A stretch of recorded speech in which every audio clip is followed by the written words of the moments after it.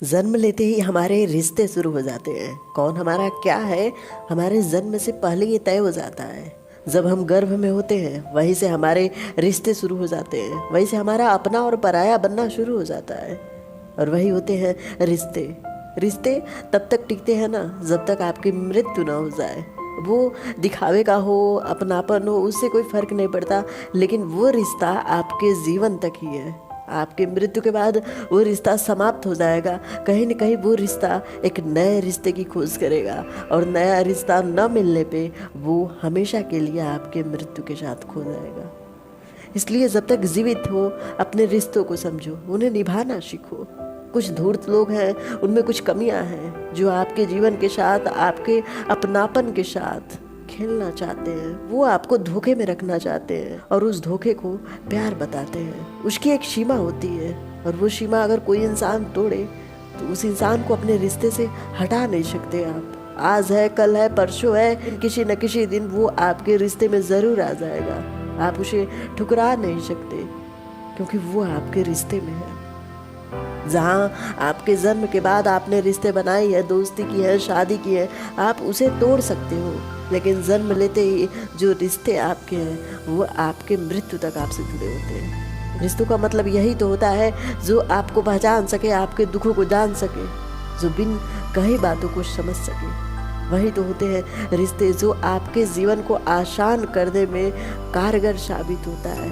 वही होता है रिश्ता। लेकिन रिश्ते जब आपके जीवन को समाप्त करने के लिए लोगों को प्रेरणा देने लगे, तब वो रिश्ते रिश्ते नहीं होते, बल्कि वो रिश्ते एक दुश्मनी का रूप ले लेते हैं। वो रिश्ता एक दुश्मन का होता है। रिश्ते तो उसे कहते हैं जो बारिश में भी आपके आंसुओं को पहचान सके, जो आपको गले लगा के आपको दुखों को हर ले, जो आपको ये कभी महसूस न होने दे कि आप अकेले हो। बोलते हैं ना, जन्म लेने के बाद जितने भी रिश्ते आपके बनते हैं वो ईश्वर के द्वारा बनाए गए होते हैं। वो पहले से तय होते हैं कि आप किसके पुत्र होगे। वो पहले से तय होते हैं कि आपके परिवार वाला कौन होगा।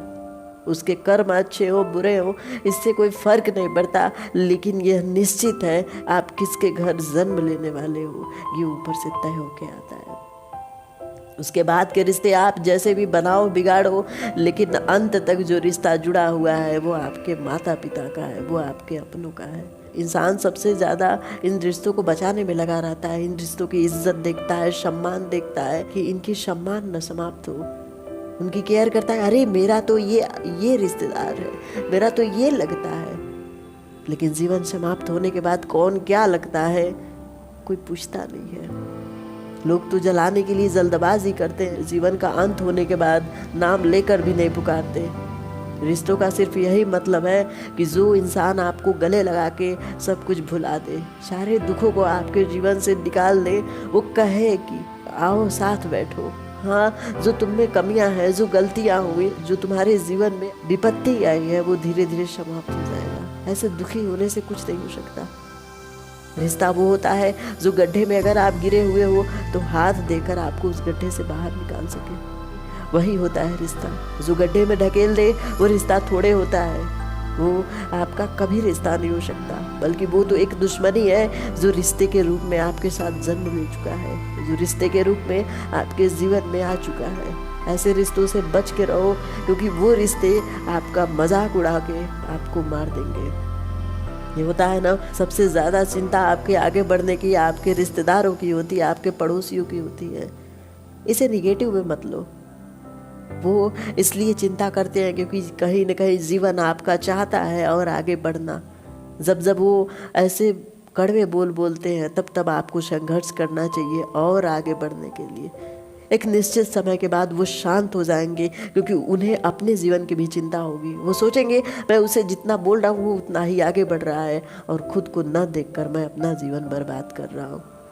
इसलिए जो इंसान आपकी बुराई करे उसका सम्मान करो, क्योंकि वो इंसान आपकी बुराई नहीं कर रहा, बल्कि आगे बढ़ने के लिए आपको नया रास्ता बता रहा है। अगर उसके बारे में सोचोगे तो दुखी होगे, रोओगे, उन रिश्तेदारों से रिश्ते तोड़ के घर पे बैठ जाओगे, जिससे आपका ही नुकसान है। उनके न होने पे समाज आपको अपशब्द बोलेगा। अगर समाज में जीना है तो समाज के साथ रहना होगा, समाज के नियमों को समझना होगा कि किसके साथ रहना है। और किसको साथ रखना है। यहाँ पे आपके जीवन के लिए कोई नुकसानदेह है तो उसे संभालना सीखना होगा, क्योंकि अगर मिर्चा तीखा लगता है तो उसे सब्जी से बाहर नहीं निकाला जाता, उसे स्वादानुसार डाला जाता है। नमक अगर ज़्यादा हो जाए तो सब्जी बेकार हो जाती है, उसे भी स्वाद के अनुसार ही डाला जाता है। आपको कितना मिर्च चाहिए और कितना नमक चाहिए, ये आपके सब्ज़ी बनाने के तरीके पे निर्भर करता है कि वो सब्ज़ी आपके लिए या किसी और के लिए है। अगर आपके लिए है तो अपने अनुसार उन चीज़ों को घुमाना सीखो, अपने अनुसार उस सब्ज़ी को बनाना सीखो, तभी स्वादिष्ट होगा, तभी जीवन बेहतर होगा। Thank you guys.